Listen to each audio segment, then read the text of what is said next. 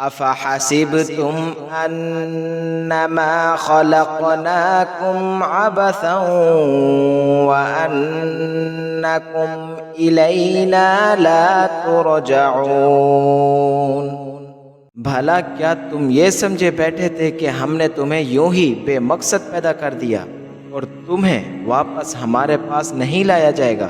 کبھی کبھی ہم دیکھتے ہیں کہ کچھ لوگ جن کے کردار پر سوالات ہوتے ہیں وہ بھی کعبہ کے اندر موجود ہوتے ہیں اور دل میں خیال آتا ہے یہ کیسے ممکن ہے، لیکن یاد رکھیں کسی انسان کے گناہ گاری اللہ کے وجود پر سوال نہیں بلکہ ہمارے شعور اور سوچ پر سوال ہے۔ اللہ نے خود قرآن میں فرمایا ہم تمہیں آزمائش میں ڈالیں گے، کبھی مال سے، کبھی اولاد سے اور کبھی تم میں سے بعض کو بعض کے ذریعے۔ اگر کوئی شخص نیک نظر نہ آئے تو یہ ہماری آنکھوں کی کمزوری ہے۔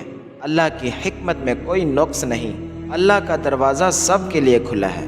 ہمیں دوسروں کے عمل کو دیکھ کر اللہ پر نہیں بلکہ اپنے ایمان پر نظر ڈالنی چاہیے۔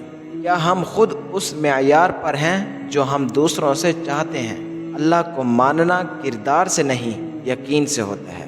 ہمیں لوگوں کو نہیں اپنے دل کو پاک کرنا ہے۔ خانہ کعبہ کے دروازے کھلے ہیں، کیا ہمارا دل بھی کھلا ہے؟